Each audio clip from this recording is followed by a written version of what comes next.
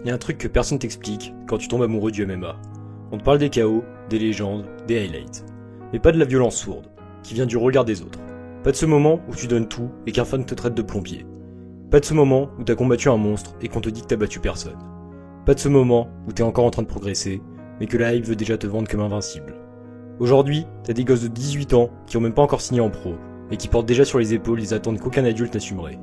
T'as des champions, des vrais, qui construisent leur carrière comme il faut, et qu'on traite de clowns parce qu'ils ne sont pas à l'UFC.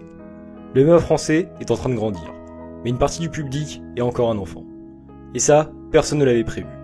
Parce que t'as beau avoir des salles de haut niveau, des combattants solides, des coachs experts, des galas toutes les semaines, tant qu'on construit pas aussi une culture, tant qu'on laisse la hype diriger la logique, tant qu'on confond TikTok et trajectoire, alors même les plus prometteurs finiront par se brûler. Bienvenue sur Arrêt Violence, et aujourd'hui, on va parler du MMA français. Du vrai, pas celui de la vitrine, celui qu'on vit, qu'on construit, et parfois qu'on détruit. Tu peux aimer un sport, sans encore le comprendre. Et en France, c'est exactement ce qui se passe avec le MMA. Depuis 2020, on a vu naître des fans par millions. Des salles pleines, des réels qui tournent en boucle. Et une chose n'a pas suivi. La culture. Pas la passion, non. Pas l'amour du sport, la culture. Celle qui t'empêche de juger un combattant parce qu'il a perdu une fois. Celle qui te fait comprendre qu'un 12-3 bien construit vaut mieux qu'un 15-0 vide de sens. Celle qui te fait suivre les carrières avant de t'exciter sur une hype. Aujourd'hui, en France, tu perds une fois la reste, t'es un plombier. Tu bats un mec dans une ligue polonaise en guerre, t'as juste affronté personne. Tu fais 10 combats amateurs avant de passer pro, c'est que t'es fait pour ce sport, frère. On veut des invaincus, on veut du one shot, on veut l'UFC direct ou rien. Le problème, c'est que cette mentalité vient du fast contest, pas du sport. Elle vient des réseaux, des compilations, des threads ce prospect va détruire tout le monde, posté entre deux vidéos de Doumbé qui troll. Et quand un combattant tombe, ce même public l'enterre en 24 heures. Les trajectoires solides sont lentes, sont pleines d'erreurs, de matchs piégeux, de rebonds. Regardez Ilia Topuria, champion de Cage Warrior puis montée progressive à l'UFC. Regardez Islam Makhachev, des années dans l'ombre, des combats en Russie, en Chine, au fin fond des cartes de Fight Night. Mais ici, on veut des Gann. Des mecs qui arrivent en 10 combats, des fusées, et du coup on oublie tout ce que Gann lui-même a dû rattraper en cours de route. Le public français a faim, et c'est beau. Mais cette faim le pousse parfois à manger ses propres combattants. Dès qu'un espoir déçoit, on le dézingue. Dès qu'un combattant ne va pas à l'UFC, on parle de carrière gâchée. Dès qu'il perd une guerre, on le traite d'arnaque. Et ce n'est pas que de l'arrogance, c'est de l'ignorance. Ignorance des organisations mondiales, ignorance des trajectoires normales, ignorance de ce qu'est une vraie défaite constructive. Un fan mature ne voit pas un 12-2 comme une fin, il voit 2 leçons. Alors oui, le MMA français explose, mais il a besoin de souffler, de s'éduquer, de comprendre. Parce qu'un jour, ce sont ces mêmes fans qui jugeront un gamin de 19 ans après une défaite. Et que si ce gamin les écoute, il n'aura jamais le temps de devenir un champion. T'as 19 ans, t'as gagné 2 combats amateurs, t'as mis un KO viral dans une cage éclairée à la LED. Et du jour au lendemain, t'es une star. Bienvenue dans les MMA français en 2025.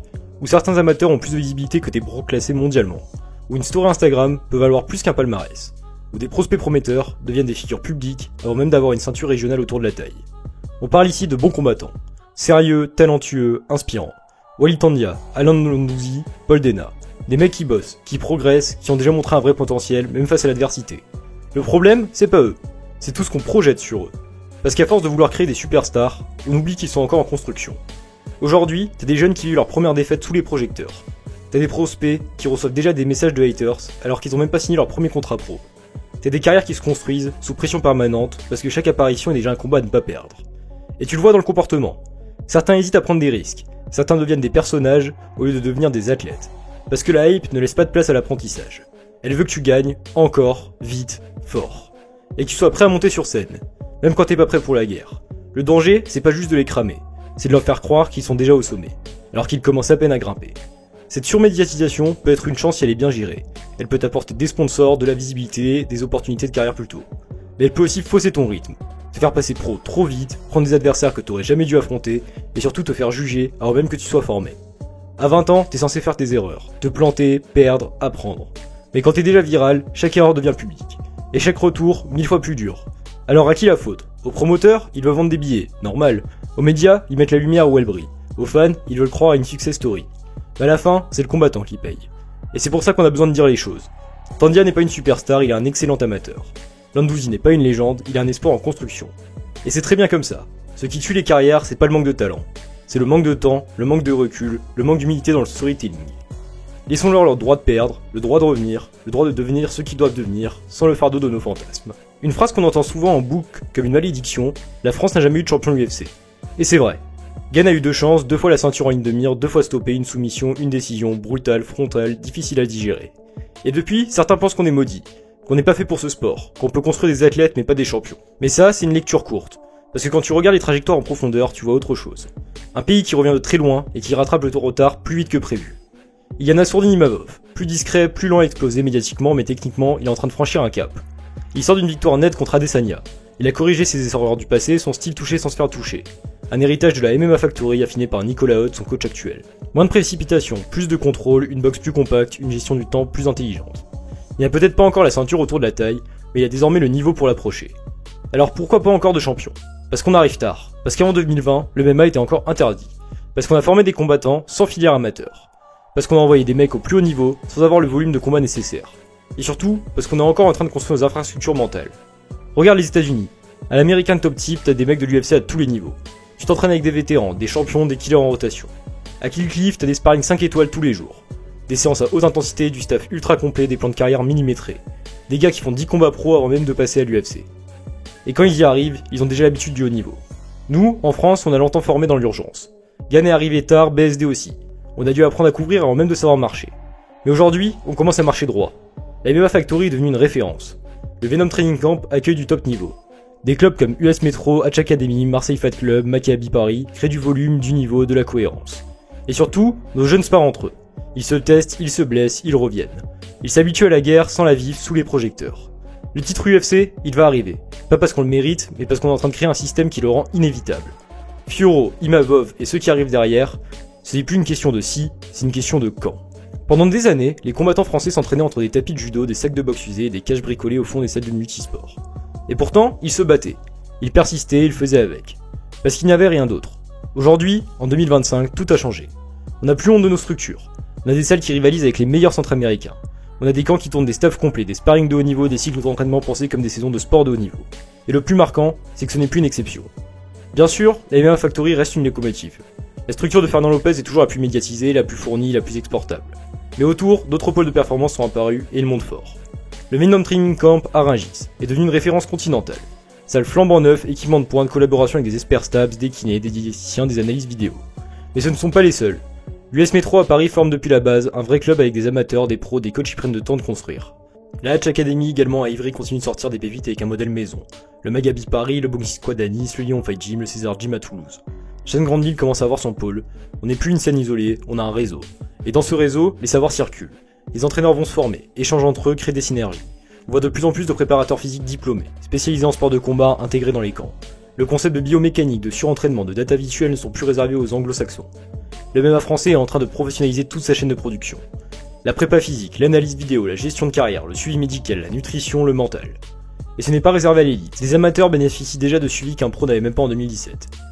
Est-ce que c'est parfait? Non. Est-ce qu'on a encore le volume et le niveau de densité de grosses salles américaines? Pas encore. Mais pour un pays qui est passé de l'interdiction à la légalisation en 2020, c'est exceptionnel. On est passé d'un sport marginal à un système qui produit du vrai haut niveau. Et le plus impressionnant, c'est que ça ne fait que commencer.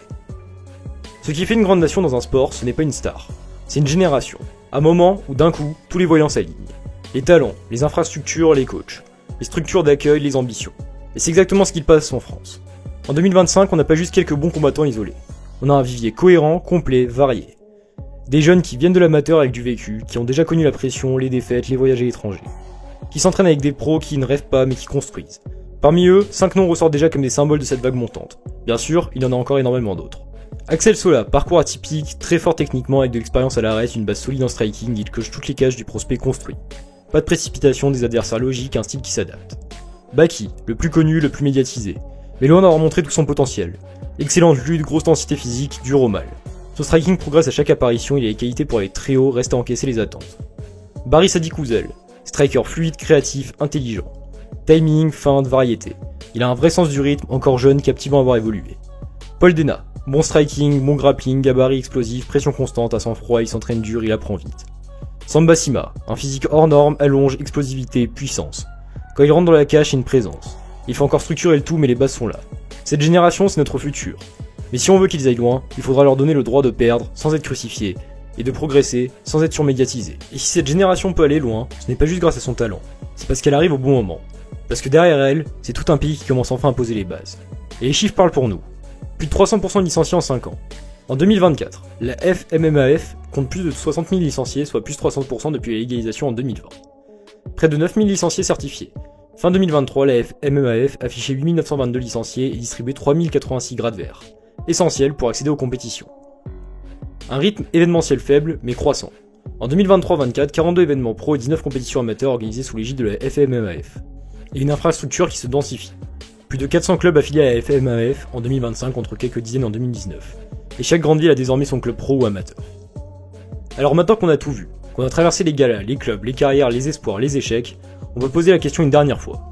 Qu'est-ce que ça veut vraiment dire, faire grandir le MMA en France? Ce n'est pas organiser un gala, ce n'est pas avoir une salle avec une cage, ce n'est pas aligner des KO viraux sur TikTok. Faire grandir le MMA, c'est un art. C'est l'art de construire un système, mais surtout de construire une culture. Une culture qui ne détruit pas la première défaite, qui ne transforme pas chaque combattant en produit, qui ne vend pas un amateur comme un vétéran pour mieux le briser de combat plus tard. C'est l'art de laisser du temps, d'accepter la lenteur, de ne pas confondre hype et parcours. Parce qu'un vrai système, ce n'est pas juste une infrastructure, c'est une éthique. Un espace où tu peux perdre, apprendre, revenir et grandir. Et c'est là que le miroir se brise. Le problème du MMA français, ce n'est pas le niveau. Ce n'est pas les salles, ce n'est pas les moyens. C'est ce qu'on exige, trop tôt, trop fort, de ceux qui ne nous doivent encore rien. Certains veulent des champions, mais ils refusent les défaites. Certains veulent des stars, mais ils insultent dès qu'un combattant doute. Certains veulent une nation MMA, mais ne comprennent rien à ce qui fait tenir une carrière. Et pourtant, on a tout. Les clubs, les talents, les coachs, les médias, les fans.